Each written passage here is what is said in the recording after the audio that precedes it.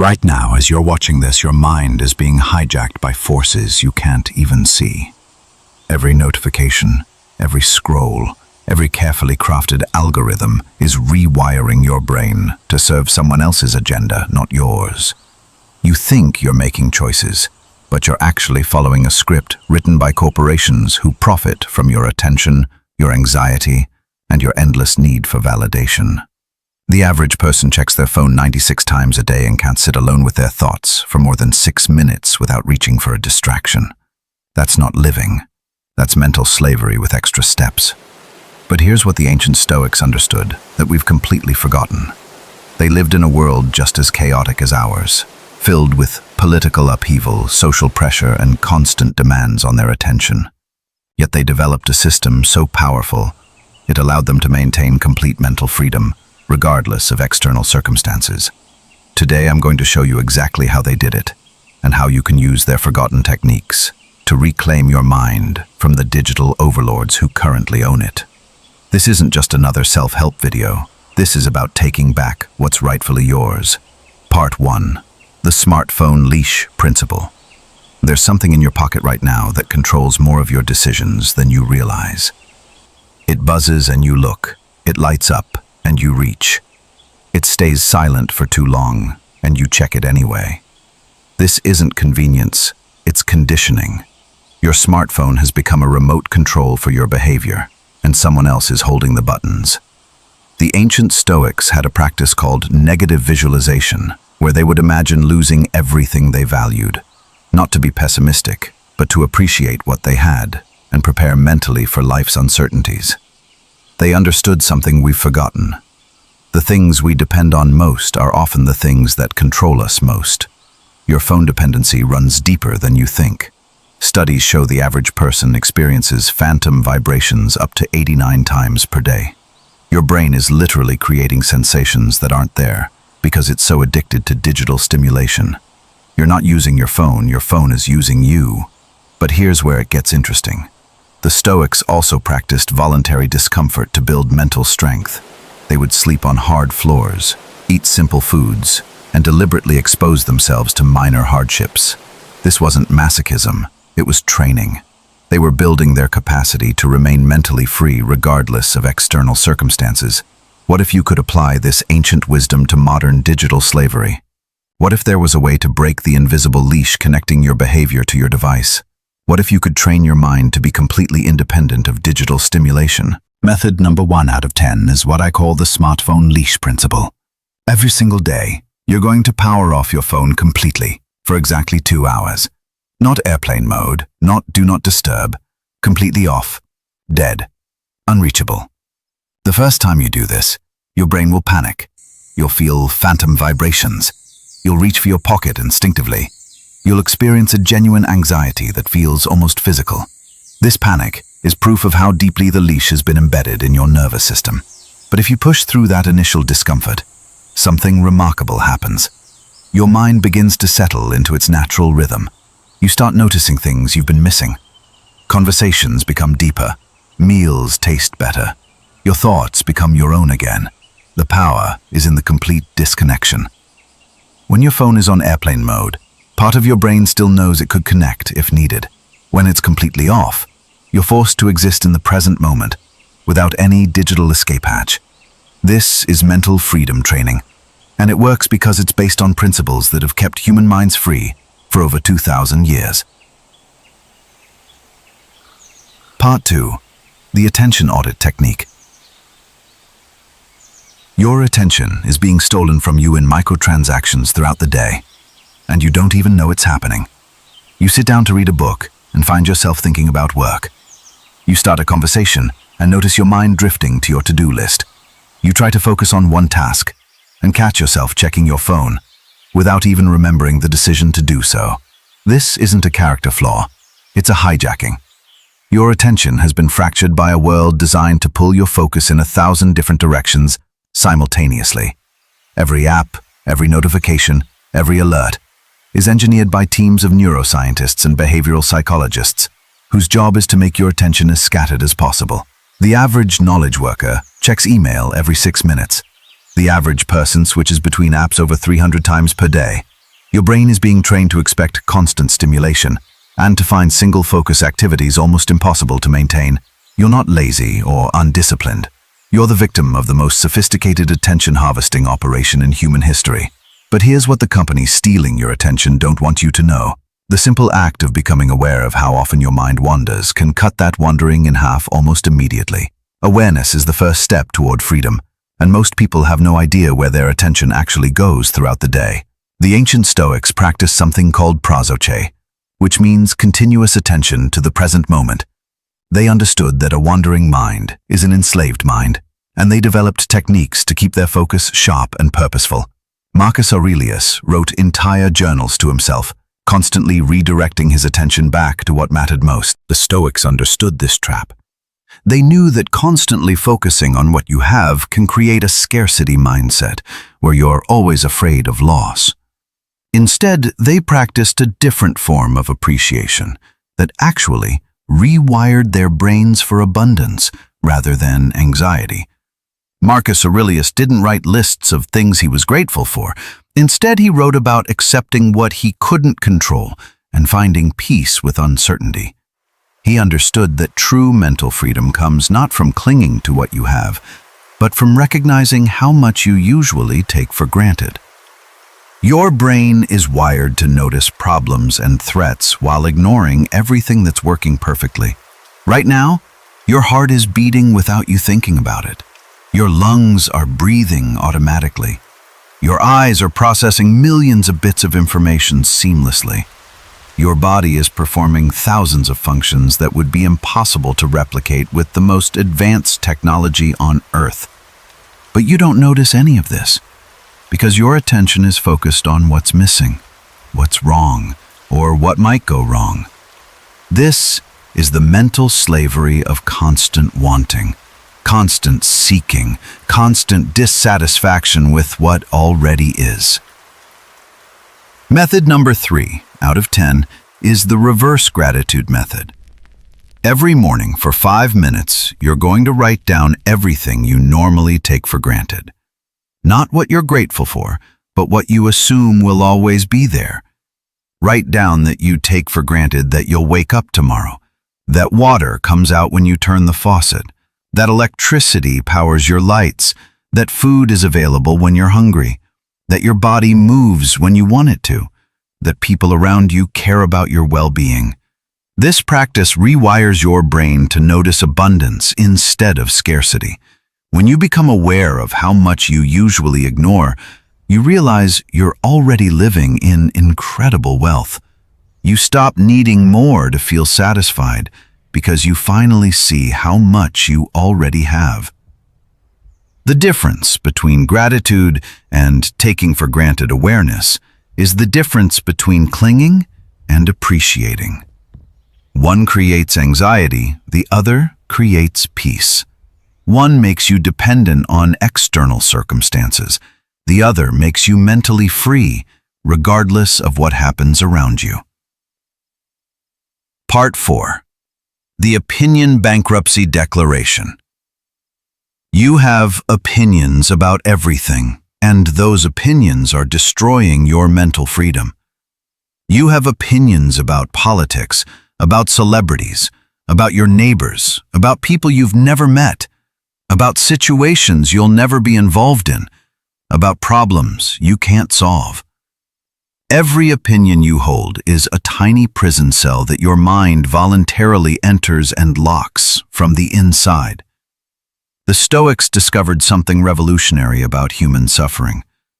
Most of it doesn't come from events themselves, but from our judgments about those events.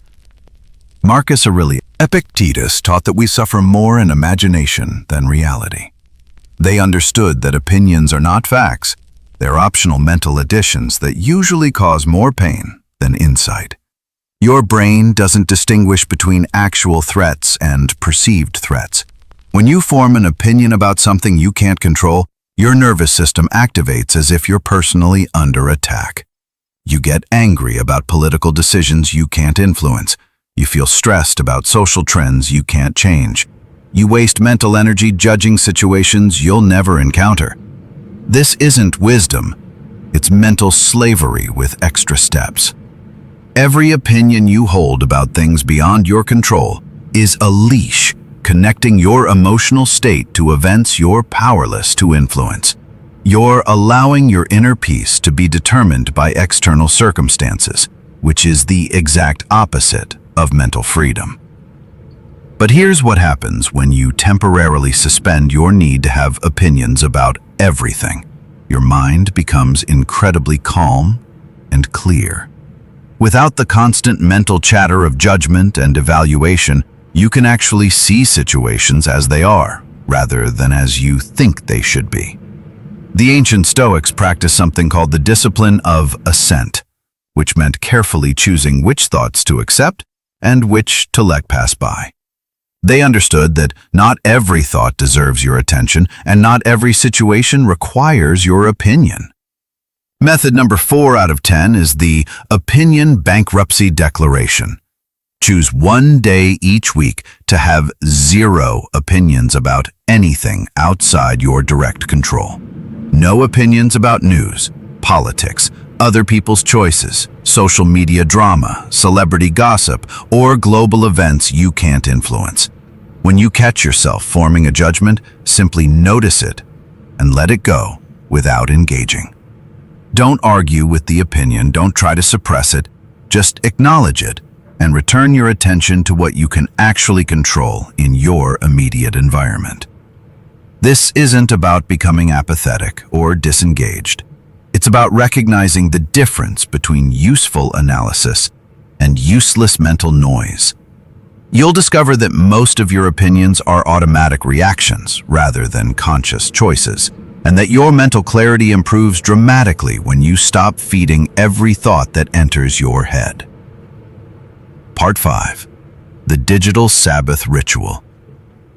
You've never experienced true boredom because you've never been truly disconnected from instant stimulation. The moment you feel the slightest discomfort or uncertainty, you reach for your phone. You don't know what it feels like to be lost without GPS, to wait without entertainment, or to be genuinely alone with your thoughts for more than a few minutes. This isn't convenience. It's dependency. You've outsourced your ability to tolerate uncertainty, discomfort, and mental silence to digital devices. Your brain has forgotten how to exist without constant input, instant answers, and immediate gratification.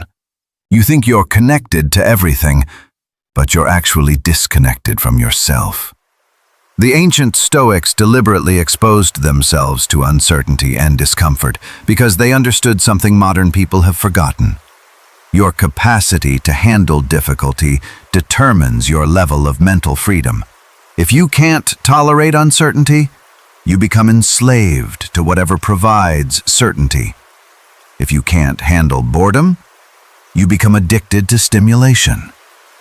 Marcus Aurelius would go days without entertainment, information, or social contact, not because he was antisocial, but because he was training his mind to be completely self-sufficient. He understood that true strength comes from your ability to be content with whatever circumstances you find yourself in. Your smartphone has made you mentally weak by removing every opportunity to practice tolerance for discomfort. You never get lost because GPS always knows where you are. You never have to remember anything because information is instantly available. You never have to be alone with your thoughts because entertainment is always one tap away. But here's what happens when you temporarily return to pre-digital living. Your brain remembers how to function without constant external support. You rediscover your natural capacity for problem-solving, creativity, and inner peace. You realize that most of what you thought you needed was actually making you weaker. Method number 5 out of 10 is the Digital Sabbath Ritual. Every Sunday, you're going to interact with the world exactly like it was 1995. No internet, no smartphone, no GPS, No instant access to information or entertainment. Use physical maps if you need directions. Make phone calls instead of sending texts. Go to the library if you need information. Be bored without reaching for stimulation. Get lost and figure out how to find your way.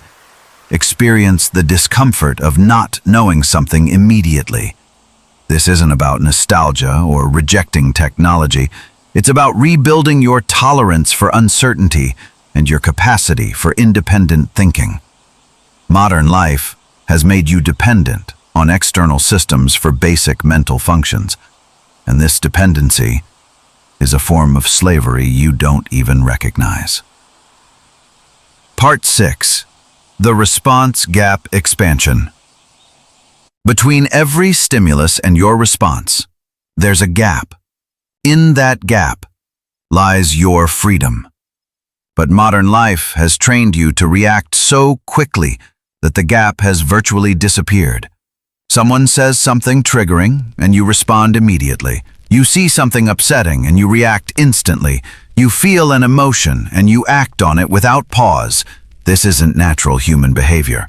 It's conditioned behavior. You've been trained by social media, instant messaging, and constant connectivity. The Stoics understood that between stimulus and response lies choice, and in that choice lies human freedom. Epictetus taught that you can't control what happens to you, but you can always control your response to what happens to you. Marcus Aurelius practiced pausing before reacting to anything, no matter how urgent it seemed. Your automatic reactions are not you. They're conditioned responses programmed by your environment, your past experiences, and your cultural conditioning. When you react immediately to emotional triggers, you're not being authentic, you're being controlled by forces outside your awareness. But here's what happens when you deliberately expand the gap between stimulus and response. You discover that most of your automatic reactions are unnecessary, harmful, or based on incomplete information. You realize that the person who pauses before responding has a massive advantage over the person who reacts immediately. This pause isn't hesitation or weakness. It's the most powerful tool for mental freedom ever discovered. In that brief moment, between trigger and response, you can choose who you want to be rather than being controlled by who you've been conditioned to be. Method number 6 out of 10 is response gap expansion. Before reacting to anything emotional, you're going to count to 7 while taking deep breaths. This tiny pause activates your prefrontal cortex and breaks the automatic stimulus-response pattern that keeps you mentally enslaved to your impulses. Someone says something that triggers anger? Count to 7 and breathe before responding. You receive bad news? Count to 7 and breathe before reacting. You feel the urge to check your phone, eat something unhealthy, or make an impulsive decision? Count to 7 and breathe before acting. 7 seconds is long enough to shift your brain from reactive mode to responsive mode. It's long enough to remember that you have choices. It's long enough to consider consequences. It's long enough to choose your response, rather than being controlled by your conditioning. This isn't about suppressing emotions or avoiding difficult situations. It's about responding from wisdom rather than reacting from conditioning. It's about becoming the author of your responses rather than the victim of your impulses. Part 7. The single-tasking rebellion. You've been brainwashed into believing that doing multiple things at once makes you more productive, but multitasking is actually making you mentally enslaved. Every time you switch between tasks, your brain has to reset and refocus. This switching costs you time, energy, and mental clarity. You think you're being efficient, but you're actually training your mind to be scattered and superficial. The human brain cannot actually multitask. What you call multitasking is really rapid task switching, and every switch reduces your performance on both tasks. When you're texting while walking, you walk slower and text worse. When you're listening to music while working, you work less effectively and enjoy the music less. Modern culture has made multitasking a virtue and single-tasking seem like wasted time. You feel guilty doing one thing at a time because you think you should be doing more. This is mental slavery, disguised as productivity. You've been convinced that scattered attention is superior to focused attention. The ancient Stoics practiced something called prosoche, which means undivided attention to the present moment. They understood that the quality of your attention determines the quality of your experience. Marcus Aurelius wrote about giving his complete focus to whatever he was doing, whether it was governing an empire or eating a meal. Your scattered attention isn't just inefficient, it's training your brain to be incapable of deep focus. Every time you do two things at once, you're weakening your ability to do one thing completely. You're conditioning your mind to expect constant stimulation and to find single-focus activities boring or uncomfortable. But here's what happens when you deliberately do one thing at a time with complete attention. You discover that simple activities become incredibly rich and satisfying. Eating becomes a sensory experience. Walking becomes meditation. Conversation becomes connection. Work becomes flow. Method number 7 out of 10 is the single-tasking rebellion. In a world obsessed with multitasking, doing one thing at a time becomes a revolutionary act. Pick one daily activity and do it with complete presence. Eating, walking, washing dishes, having conversations. Choose one and give it your undivided attention. When you're eating, just eat. Taste the food. Feel the texture. Notice the temperature. Don't read, don't watch TV, don't scroll your phone. When you're walking, just walk. Feel your feet touching the ground. Notice your breathing. Observe your surroundings. When you're talking to someone, just listen. Don't plan your response. Don't check your phone. Don't think about other things.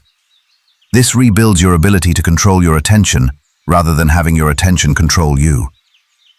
Single tasking isn't about doing less. It's about experiencing more. It's about reclaiming your natural capacity for depth and presence that multitasking has stolen from you. Part 8. The News Fast Protocol.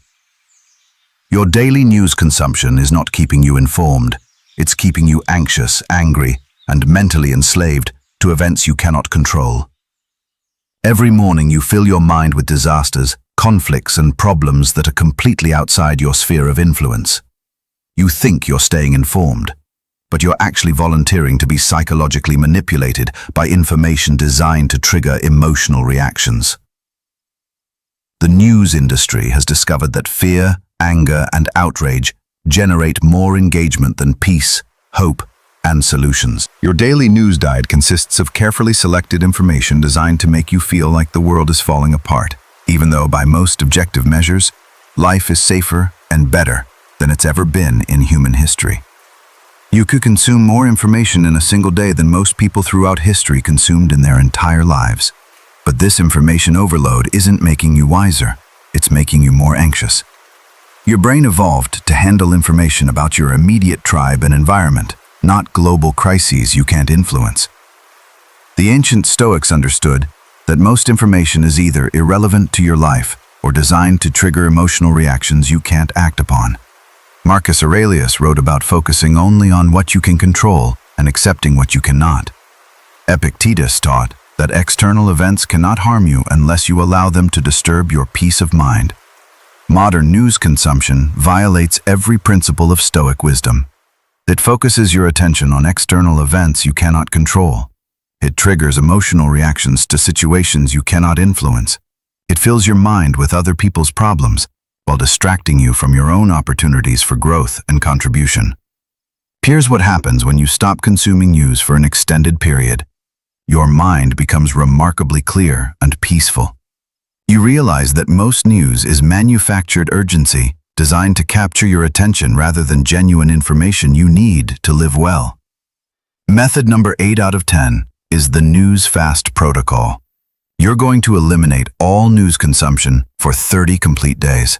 No newspapers, no news websites, no news podcasts, no news notifications, no political social media, no news radio, no cable news channels. This doesn't mean becoming ignorant or irresponsible. It means recognizing that most news consumption is actually entertainment disguised as information. If something truly important happens that affects your daily life, you'll hear about it from people around you without seeking it out. Use the time you normally spend consuming news to focus on your own goals, relationships, and personal development. Notice how your anxiety levels drop when you stop filling your mind with problems you cannot solve. Observe how your mental clarity improves when you stop feeding on manufactured outrage. You'll discover that staying informed and staying anxious are not the same thing. You can be aware of important events without being psychologically damaged by constant exposure to global negativity. Your mental freedom is more valuable than your news consumption habits. Part 9. The Comfort Zone Discomfort Practice. Your comfort zone has become a prison that you've mistaken for paradise. Every modern convenience, every technological solution, every system designed to eliminate discomfort has made you mentally weaker and more dependent on external circumstances for your inner peace. You think comfort is freedom, but comfort is actually a subtle form of slavery. The human brain and body are designed to adapt to challenges and grow stronger through difficult. When you eliminate all discomfort from your life, you eliminate all opportunities for growth. Your muscles atrophy without resistance, and your mental resilience atrophies without challenges. Modern life has removed almost every opportunity for voluntary discomfort. Your home is climate-controlled, your transportation is effortless, your entertainment is instant, your food is delivered, your problems are solved by technology. You've created a life of such complete comfort that you've forgotten how strong you actually are. The ancient Stoics deliberately chose discomfort because they understood that your capacity to handle difficulty determines your level of freedom. If you can only be happy when everything is comfortable, then your happiness depends on external circumstances. If you can find peace in discomfort, then your peace is internally generated and cannot be taken away. Marcus Aurelius would sleep on hard floors, eat simple foods, and expose himself to harsh weather, not because he enjoyed suffering, but because he was training his mind to be independent of external conditions. He understood that voluntary discomfort builds the mental muscle you need to handle involuntary discomfort. Your addiction to comfort has made you fragile. You can't handle minor inconveniences without stress. You can't tolerate small discomforts without reaching for immediate relief. You've trained your nervous system to expect that every discomfort should be eliminated as quickly as possible. Method number 9 out of 10 is the comfort zone discomfort practice. Every single day, you're going to deliberately choose one minor discomfort. Take cold showers instead of hot ones. Walk places instead of driving when possible. Sit on the floor instead of in chairs. Sleep without extra pillows. Eat simple foods without elaborate preparation. These aren't extreme hardships. They're gentle challenges that rebuild your tolerance for discomfort. Each small discomfort you choose voluntarily makes you stronger for the discomforts you can't choose. Every time you do something slightly difficult by choice, you prove to yourself that you're stronger than your circumstances. This practice breaks your addiction to constant comfort that has made your willpower weak and your resilience fragile. You discover that most discomfort is temporary and manageable, and that you're much stronger than you've been allowing yourself to be. Part 10. The Inner Scorecard System. You've been measuring your worth by metrics that other people control, and this external validation system has turned you into a mental slave. You check your social media likes to see if you're valuable. You compare your salary to others to measure your success. You seek approval from people whose opinion shouldn't matter to determine if you're doing well. This external scorecard system is brilliant for keeping you mentally enslaved because it ensures that your self-worth always depends on factors outside your control. You can never be truly confident because your confidence depends on other people's responses. You can never be truly successful because success is defined by comparison to others. The ancient Stoics understood that external validation is the enemy of internal peace. Marcus Aurelius wrote about the futility of seeking approval from others and the importance of living according to your own values rather than society's expectations. Epictetus taught that you are the only person whose opinion of you truly matters. Your brain is wired to seek social approval because historically, rejection from the tribe meant death. But modern society has hijacked this survival mechanism to keep you psychologically dependent on external validation. Social media companies have turned your natural need for belonging into an addiction to likes, shares, and comments. Every time you post something hoping for approval, you're training your brain to depend on external validation for internal peace. Every time you compare your life to others, you're choosing to let other people's circumstances determine your emotional state.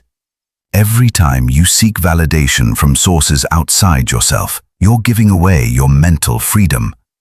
But here's what happens when you create an internal measurement system based on your own values. You become psychologically free from other people's opinions. Your self-worth becomes stable because it's based on factors you control. Your confidence becomes unshakable because it comes from within. Method number 10 out of 10 is the inner scorecard system. You're going to stop measuring your worth by external metrics and create an internal point system based on your values. Give yourself points for things that matter to your character and integrity, not your image or status. +1 point for keeping a promise to yourself. +1 point for helping someone without recognition. +1 point for choosing courage over comfort. +1 point for learning something new. +1 point for practicing gratitude. +1 point for acts of kindness that nobody sees.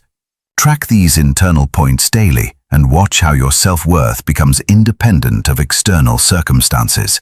You'll discover that you have much more control over your sense of success and satisfaction than you realized. Your confidence will grow because it's based on your actions rather than other people's reactions. This shifts your validation source from external to internal control. Instead of hoping others will appreciate you, you learn to appreciate yourself based on criteria that actually matter for your character and growth. You now have 10 ancient tools disguised as modern techniques that can free your mind from the digital slavery that most people accept as normal life. These aren't just tips or life hacks. They're training methods developed by the strongest minds in human history and adapted for the unique challenges of our time.